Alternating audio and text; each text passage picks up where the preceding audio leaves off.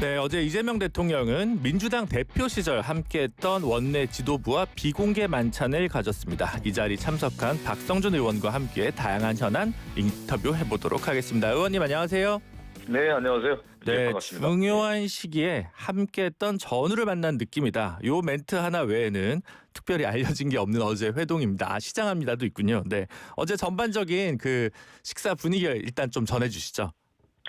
뭐 분위기는 오랜만에 이재명 대통령님과 함께 만나는 시간이었고요. 그동안에 저희가 박찬대 원내대표를 비롯해서 원내대표단이 2024년 5월부터 2025년 6월까지 한 13개월 동안 수많은 여정을 겪었습니다. 잘 아시다시피 윤석열 검찰 독재 정권에 맞서서 또 싸웠고요. 불법 계엄, 또 탄핵을 넘어서 대선 승리까지 이어지는 큰 오랫동안의 어떤 여정을 함께했기 때문에 그 자리에서 만나서 서로 얘기도 나누고 회포도 푸는 자리였고요.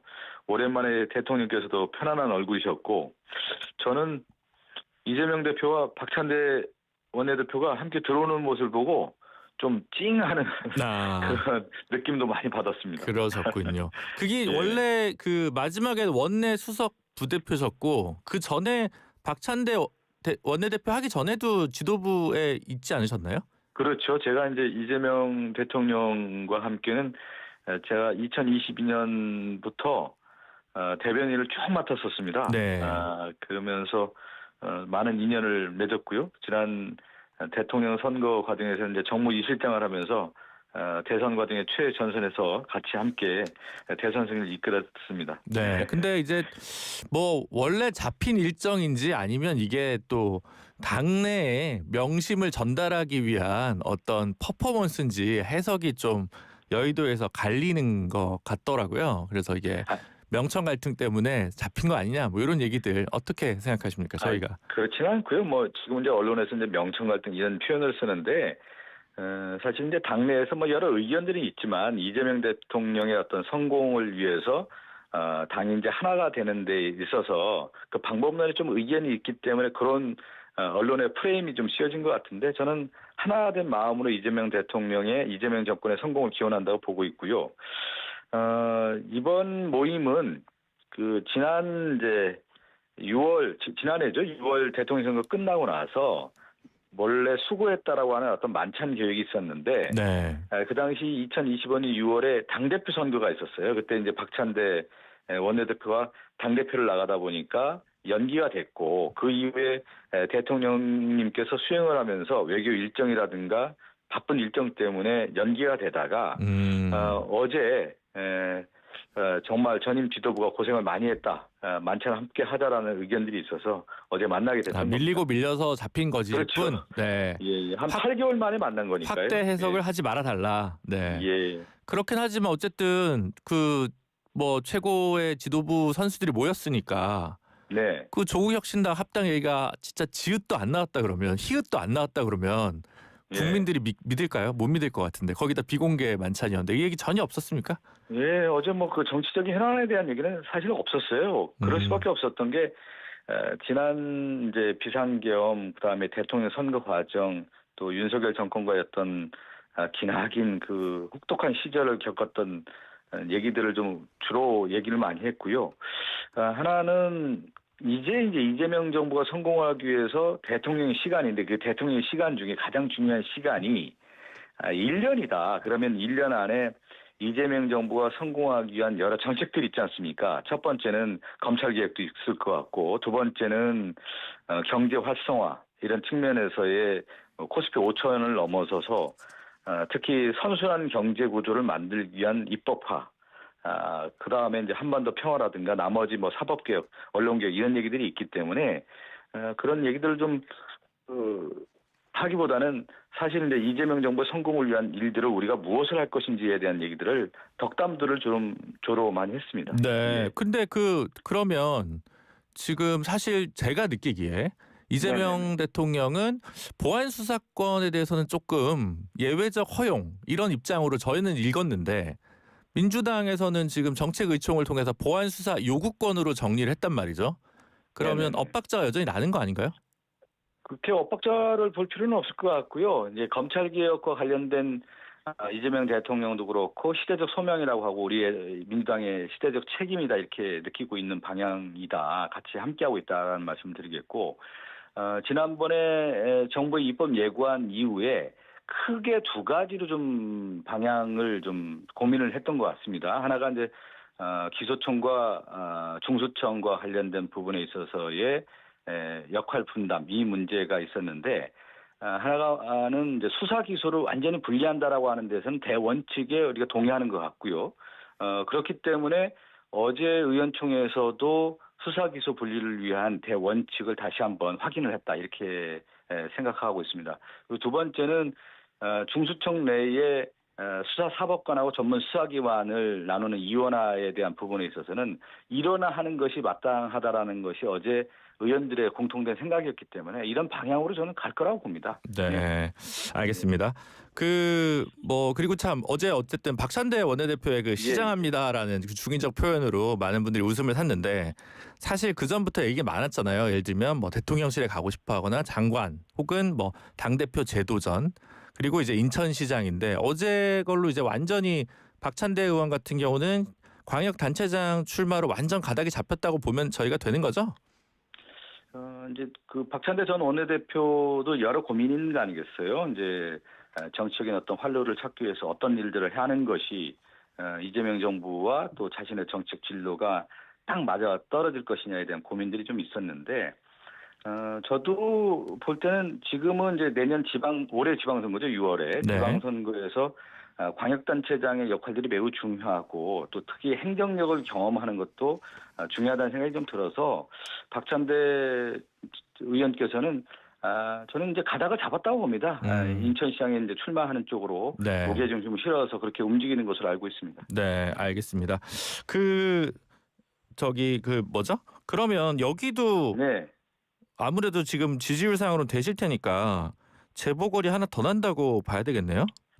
뭐 그것까지 제가 미리 하기는 좀 그렇고 네. 이제 모든 선거는 최선을 다해야 되는 거고요. 네, 경선부터. 그런 측면에서 하나하나 이제 다시 박찬대 의원께서 이제 온몸을 던져서 싸워야 되는 길이고 또 우리 정부 이재명 정부는 또 6월 지방선거가 1년 만에 어떤 치러지는 선거 아니겠어요? 지난 6월 3일 날 작년 대통령 선거를 치르고 네. 1년 만에 6월 3일 지방선거가 있기 때문에 성공적으로 치러야 되는 거고요. 앞서 이제 앵커께서도 박찬대 전 원내대표가 시장합니다 이렇게 이제 그런 표현을 썼다라고 언론에서 이제 보도가 됐는데 뭐 중의적 표현이죠. 우리 박찬대 대표가 그런 위트 있는 말씀을 자주 하셔요. 네. 자주 하시면서 분위기 전환을 했는데 그만큼 뭐냐면 아마 이제 결심을 했다 이런 말씀으로 저도 이제 행간의 의미를 읽었습니다. 네, 알겠습니다. 예. 지금 사실 이번 주에 전반적인 지표상 민주당 지지율이 조금씩 빠지는 여론조사 결과들이 좀 있는데 이게 아무래도 이제 조국혁신당과의 합당 문제 이슈가 좀 갈등이 전면화 노골화되면서 이제 메시지 관리에 실패했다라고 이제 보여지는 측면이 있거든요. 그래서 네네네. 의원님 지금 보시기에 이 조국혁신당과의 합당 문제 오늘도 이제 문건 문제로 시끄러웠는데 어떻게 보고 계십니까? 저는 합당 이슈는 이제 오래갈 이슈는 아니라고 봐요. 이제 수면 아래로 내려가는 국면에 들어와 있지 않나 생각됩니다. 근데 문건은 오늘 나왔는데 수면으로 내려가요? 저는 이제 이런 얘기를 왜 드리냐면 네. 모든 일이 이제 이루어지려고 하면은 흐름이 있잖아요. 흐름이 있을 때 보통 이게 합당이 되기 위해서는 합당의 주체라고 할 수 있는 당 지도부가 아주 치밀한 계획을 세워서 로드맵까지 제시하면서 그 이전에 사전 정지 작업도 하는 겁니다. 의원들에게 의견도 좀 물어보고 언론에 좀 분위기도 띄우고 그러면서 분위기를 좀 숙성시킨 다음에 의원들 간의 공감대도 만들어내야 되는 거거든요. 네. 의원들에게도. 그런 가운데 마지막 당원의 지지를 확보한 가운데 이것이 추진할 때 일이 이루어지는 건데 그런 흐름으로 볼 때 이게 좀 미흡했던 부분이 있는 것 같아요. 그러다 절차적으로. 보니까 네. 왜 그러냐면 이 이제 절차적인 문제도 있겠지만 저는 흐름으로 좀 얘기를 드리는 건데 네네. 이 흐름이 좀 맞지 않다 보니까 대비 문건이라고 했나요, 지금 앵커께서? 네. 이런 문건도 이제 그렇게 흘러나오게 되는 거거든요. 합당의 흐름이 쭉 이어지다 보면 순리대로 쭉 풀어가는 문제인데 이게 순리대로 안 가다 보니까 여러 불협화음들이 나오게 되는 거다. 제가 얘기한 것처럼 그 치밀함이라든가 의원들의 공감대라든가 당원의 지지라든가 이 세 가지 삼박자가 딱 맞아야 되는 건데 이 박자가 잘 안 맞다 보니까 이런 일들이 좀 이뤄지는 것 같고 제가 그래서 앞서 말씀드린 것처럼 그리 오래갈 이슈가 아니라고 제가 분석을 한 이유 중에 하나가 뭐냐면 지방선거 전에는 이 흐름으로 보면은 어렵다 이렇게 저는 판단하고 있습니다. 아, 그러면 안 된다. 합당이 어렵다. 어차피 순리대로 못 지금 풀었기 저는 때문에. 지방선거 전에는 어렵다고 봅니다. 그 이후에 차기 지도부가 아마 이제 8월 달에 구성이 되지 않겠어요? 네. 그럼 그 이후에 그 차기 지도부의 안건으로 되지 않겠나 싶습니다. 이것이 그 최근에 책 출간한 그 정치학 박사시잖아요, 의원님.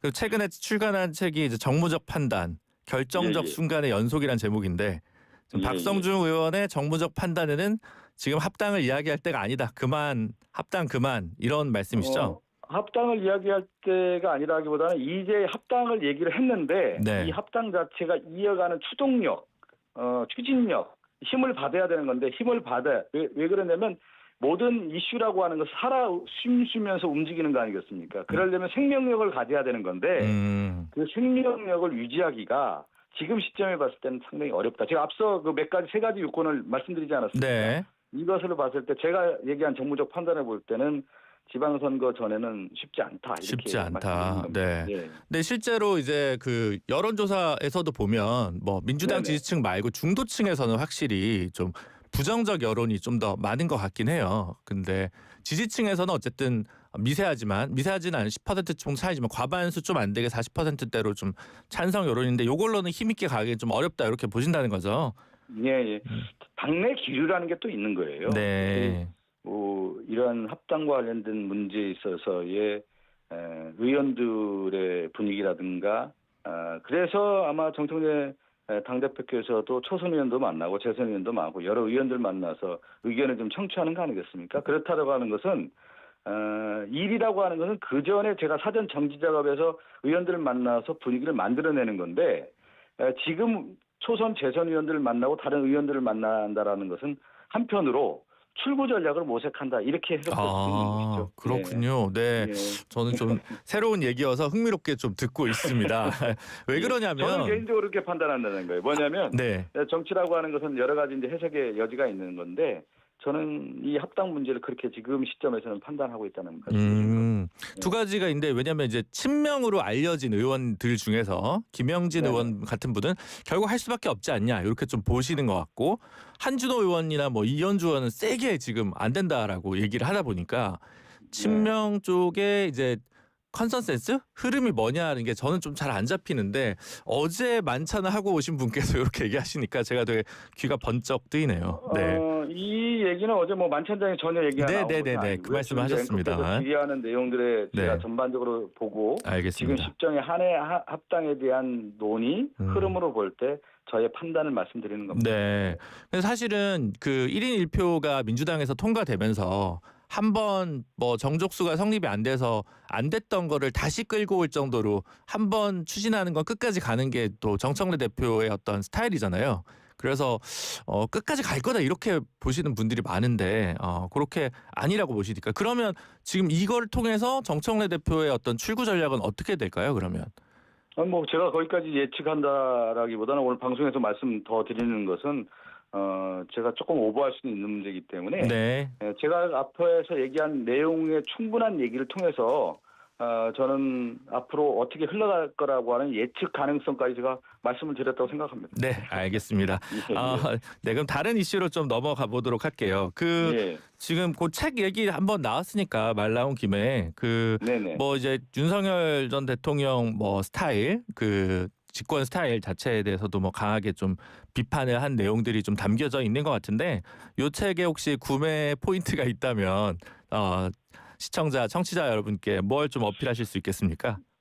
제가 정무적 판단이라는 책을 쓴 가장 결정적 이유 중에 하나가 뭐냐면 정치는 판단과 결정과 추진이거든요. 근데 이 판단을 어떻게 하느냐에 따라서 결정과 추진이 되기 때문에 최종적 판단이라고 하는 부분이 매우 중요하다. 그런데 정치에 있어서의 판단이라고 하는 것은 모든 사안 자체가 판단인 겁니다. 지금 앵커께서 얘기한 합당에 대한 문제, 또 하나는 뭐 검찰 개혁에 대한 문제 이런 것들도 다 판단을 해서 추진해야 되는 문제이기 때문에 이것을 어떻게 현장에서 녹여내릴 것이냐에 대한 것이 정치인의 가장 큰 덕목이라고 할 수가 있는 건데 그 부분을 제가 핵심적인 포인트를 잡아서 사안에 대한 제 경험들을 녹아내려서 그 글을 썼습니다. 아, 그렇군요. 네. 이 올해 뭐 지방선거에 출마하시려고 내신 건 아니죠? 아예 저는 전혀 아닙니다. 네. 알겠습니다. 제가 이제 왜 이 얘기를 좀 말씀드리냐면 제가 윤석열 정권과 관련된 그 최전선에서 많은 일들을 했습니다. 네. 그러면 윤석열 정권을 어떻게 바라보고 사안에 대해서 우리 민주당과 지도부는 어떻게 판단을 했고 그 속에서 저는 대변인과 원내 수석을 하면서 어떻게 의사결정과 그 속에서 어떤 의견을 제시했고 결정을 하고 추진하게 되는지에 대한 실증 사례들을 중심으로 제가 네. 글을 썼기 때문에 아마 현장감 있는 드라마적인 얘기들이 많이 있기 때문에 한번 참조하시면 정무적 판단의 본질, 실체를 좀 알 수 있을 것 같습니다. 알겠습니다. 네. 예. 오늘 말씀은 여기까지 듣도록 하겠습니다.